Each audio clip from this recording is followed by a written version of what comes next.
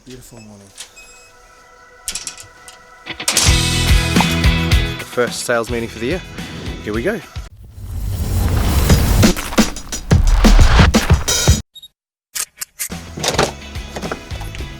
technically it's the first sales meeting of the decade. This makes this pretty huge. Ooh. I'm very excited about this morning because this is the first thing I'm doing, I guess. I mean, this is the first interaction I'm having with someone business-wise outside of filming for the year, and it's pretty early on. And at the start of this year I've set a lot of goals.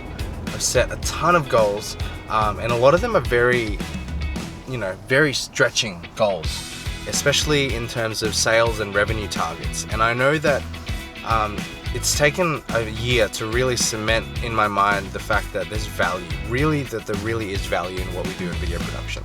In fact, it's been such a process that it's taken me only up till December to close my very first personal clients. Like, I've done a lot of work through some agencies that I've met and made relationships with for their own clients, but I've only just started to start getting my own clients, starting to get a feel for what it's like to have sales meetings and close deals based off my own offers. And so I'm excited for this morning because this is still early days. This is one of the first sales meetings I'm having overall properly. So very excited regardless of what happens, but I know in my mind as well that I have to start hitting some of these targets, and the only way I'm going to do that is to get into these positions where I'm having these meetings. So I'm on my way to West End now to meet with someone from our BNI group who's interested in doing video, and let's see how it goes.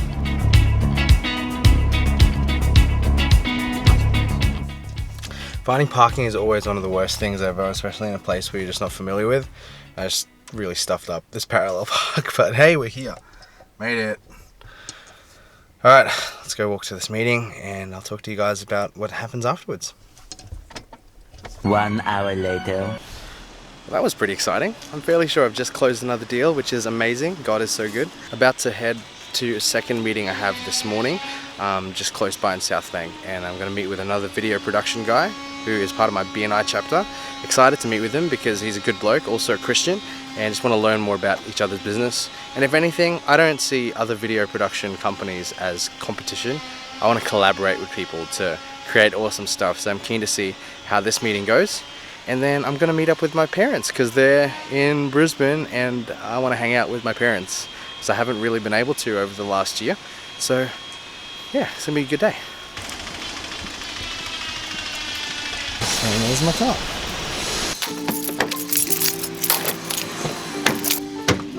Yay, no parking ticket. I still get super nervous driving in the city, especially because I'm still not very familiar with the parking. So I'm always just praying that I don't get any parking tickets. We're good, nothing on my windshield. See, nothing. This is streamed footage, final videos for your clients. The win without pitching. So quirky. Which, if you have not. My meetings yesterday went really well. Like I said, the first one was an awesome, great start to the year, great start to the first sales meeting of the year.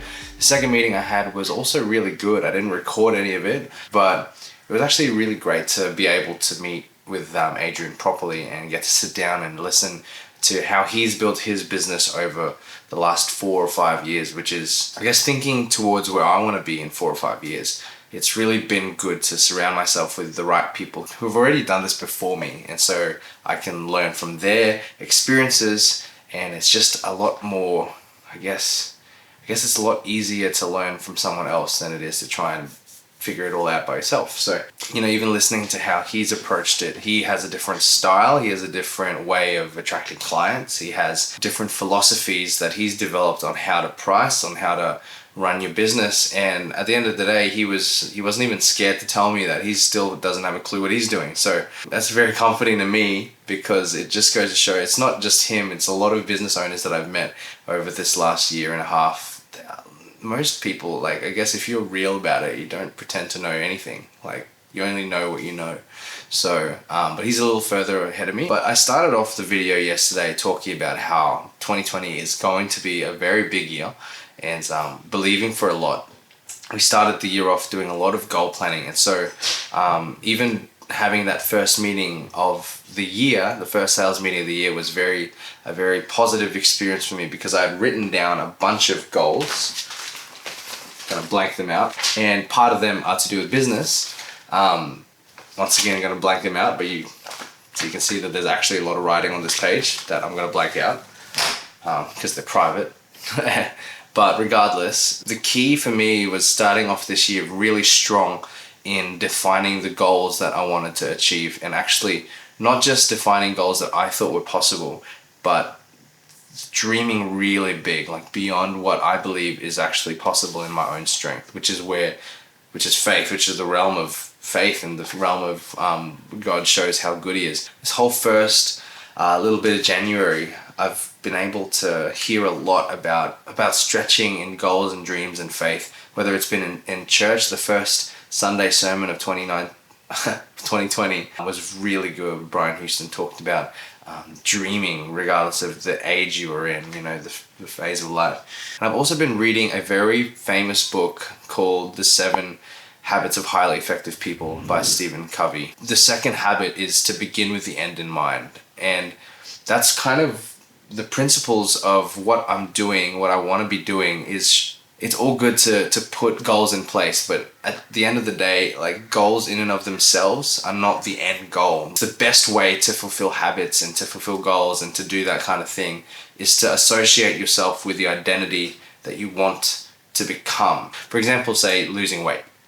So instead of saying necessarily, I want to lose 10 kilos, which is a great goal to have, but as soon as you hit that goal, which I've done numerous times, I've had a lot of health goals, I'm done and I don't know what to do next. And so I kind of revert or just flounder around. But if the identity is, I want to be a fit person, having no pain in my body, feeling healthy, identifying with something like a healthy person, instead of just your arbitrary goals of numbers and whatnot, it's a lot more powerful, because that's more sustainable long-term than just saying, I want to hit a number. Because regardless of how you fluctuate around the actual numbers, then if the identity is strong, then you'll know what that means to you. And it's just so much more powerful to associate with an identity rather than just a single habit or a single goal you're trying to form. They happen to happen. These goals and habits, they get formed as part of trying to become and have this identity.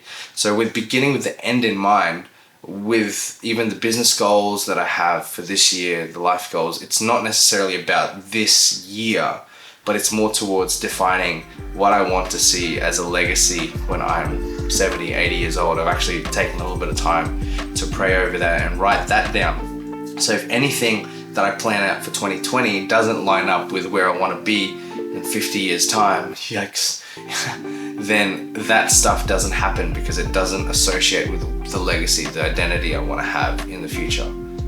Does that make sense? Hopefully that made a little bit of sense. So I've learned a lot about goal and dream setting this year, and excited to keep going and excited to seeing how 2020 pans out. I believe it's going to be such an incredible year. I'm so happy for this last week. I've been able to ease into work. I've had the opportunity with both my parents and Annie's family. They've come in and out of Brizzy, and because I'm not an employee per se, I actually have the flexibility to take time and see them and work around that, which is one of the benefits that I knew going into pursuing self-employment was going to be a benefit. And so I don't have to take time off work to do it. Just got to be smart and wise about how I use my time, but I'm able to do that stuff. So yeah, another pro of going into your own business venture. So hope you guys and girls got something from this video. If you did, then please let me know what it is in the comments below. And yeah, looking forward to a great year and sharing more and more of this journey. And I hope that you'll come along for the ride and do something amazing in your own life as well. Please like, comment, and subscribe. Do all the things, all the YouTube things, and I will see you guys and girls on the next video. Goodbye.